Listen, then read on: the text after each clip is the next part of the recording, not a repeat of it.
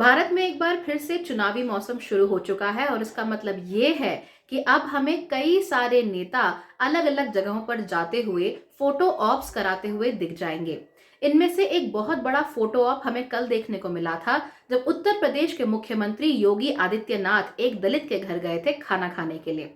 और इसके साथ साथ ही रवि किशन, जो कि अपने आप को भारतीय जनता पार्टी का बहुत बड़ा नेता मानते हैं, वो भी गए थे एक जगह खाना खाने के लिए। दोनों ही लोग दलितों के परिवार में गए थे, वहां बैठकर उन्होंने खाना खाया और साथ ही साथ उन्होंने इस बात का भी ध्यान रखा कि वो डिस्पोजेबल प्लेटों में खाना खाएं। सबसे बड़ा सवाल ये कि क्या सारे दलित डिस्पोजेबल प्लेटों में खाना खाते हैं? अगर वो डिस्पोजेबल प्लेटों में खाना नहीं खाते हैं तो फिर आपने उनके घर जाकर डिस्पोजेबल में खाना क्यों खाया?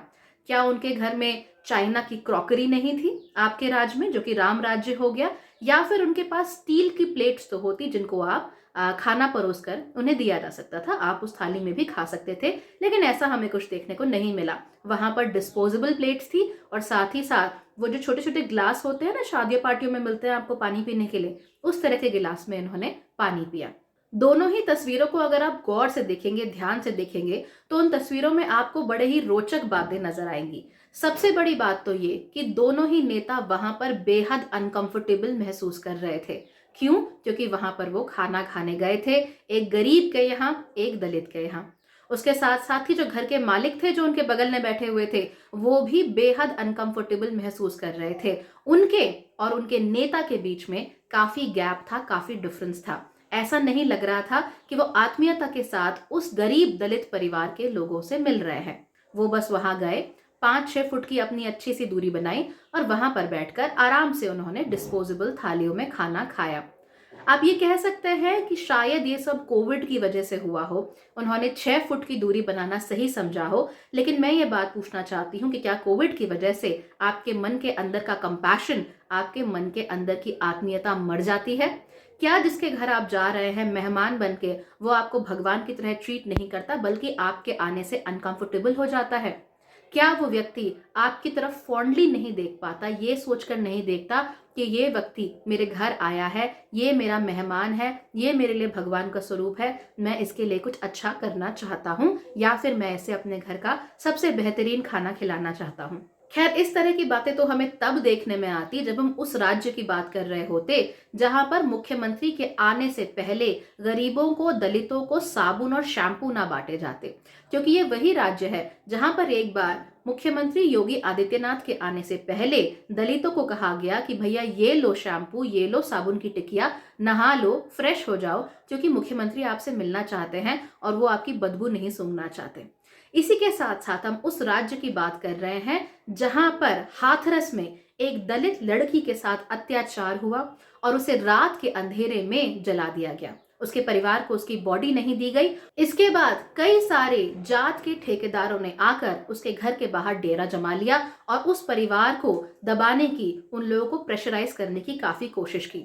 ये मरी हुई जाति व्यवस्था और ये सड़ता हुआ सिस्टम जो हमें इस प्रदेश में देखने को मिल रहा है, उसकी बदौलत हुआ है कि एक लड़की जिसके साथ अत्याचार हुआ, उसे एक अंतिम संस्कार तक अच्छा नहीं मिल पाता है, उसका परिवार उसका शरीर तक नहीं देख पाता है एक बार। यहाँ तक कि जात के ठेकेदार आकर उसके परिवार को दबाने की, डराने की, धमकाने की कोशिश करते हैं और ओपनली ये बात कहते हैं कि भैया हम इस जात के हैं, तुम इस जात के हो, यानी कि तुम्हें हमसे दबना चाहिए।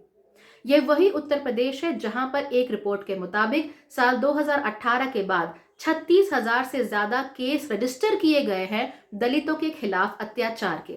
और याद रखिए, ये रजिस्टर्ड केसेस हैं, यानी कि वो केसेस जिनके बारे में पुलिस और प्रशासन को पता है। गांवों में, कस्बों में और छोटे छोटे हैमलेट्स में किस प्रकार से एक खास जाति के खिलाफ अत्याचार किया जाता है, लोगों को दबाया जाता है, वो किसी से छुपा हुआ नहीं है। और कमाल की बात यह है कि जहां जहां पर भाजपा है, वहां वहां पर दलितों के खिलाफ अत्याचार होते ही रहते हैं। मेरे अपने स्टेट उत्तराखंड की बात कर लेते हैं। साल 2019 में यहाँ पर एक बड़ा ही विभत्स केस देखने में आया था, जहां पर टिहरी गढ़वाल में श्रीकोट नाम के एक इलाके में एक दलित युवक ने, जो कि मात्र 21 वर्ष का था, एक शादी में किसी सवर्ण के सामने कुर्सी पर बैठकर खाना खा लिया, जिसकी वजह से उन लड़कों ने उसे पीटा और बाद में उसकी मृत्यु हो गई देहरादून में आकर। ये वही उत्तराखंड है जहां पर वंदना कटारिया, जो कि ओलंपिक में हॉकी की खिलाड़ी हैं, जब वो ओलंपिक में थी उसके बाद में उनके घर के बाहर आकर कुछ ऊंची जाति के पुरुषों ने, सवर्ण पुरुषों ने आकर घेराबंदी की और ये कहा कि भारत इसीलिए हार गया है हॉकी में क्योंकि उसकी टीम में बहुत सारे दलित हैं। दलितों के खिलाफ बार बार अत्याचार होते हैं, दलितों को बार बार दबाया जाता है, उन्हें बार बार ये कहा जाता है कि आप आगे नहीं बढ़ सकते, उन्हें बार बार ये कहा जाता है कि आप जो कुछ भी कर रहे हैं वो रिजर्वेशन की वजह से है, आपके मेरिट की वजह से नहीं है। क्या वंदना कटारिया के पास मेरिट नहीं है?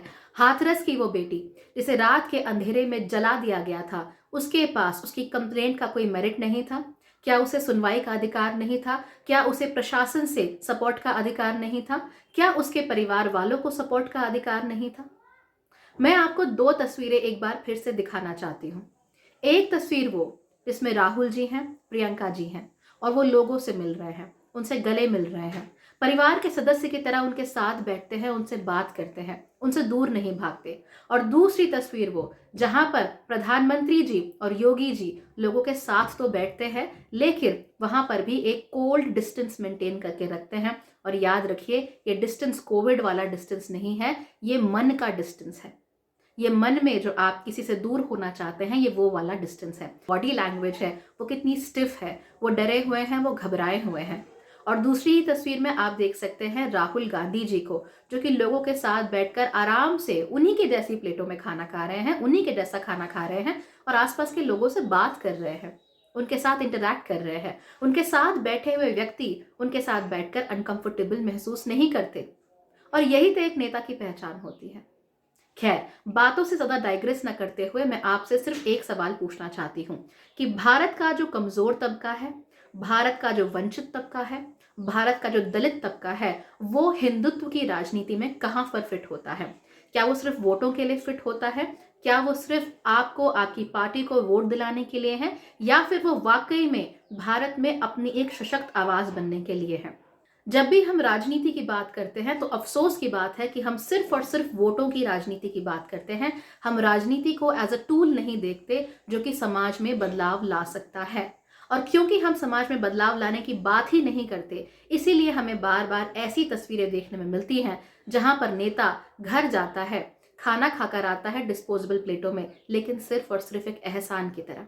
उनसे पूछा जाए कि एक दलित के घर तो आप खाना खाने गए थे, लेकिन इतने सारे दलित, हजारों लाखों की संख्या में, जो रोज जात से रिलेटेड कोई ना कोई क्राइम झेलते हैं, जात से रिलेटेड कोई ना कोई फिक्रे सुनते हैं, उनके लिए आप क्या कर रहे हैं? और आपकी पार्टी के लोग जब यही दलित आगे बढ़ना चाहते हैं तो उन पर रिजर्वेशन का ठप्पा क्यों लगा देते हैं? क्यों उनके मेरिट को नहीं मानते? क्यों ये मानकर चलते हैं कि कोई अगर दलित है तो उसका सिर्फ और सिर्फ एक ही काम है कि रिजर्वेशन लेकर आपकी नौकरी खा जाना?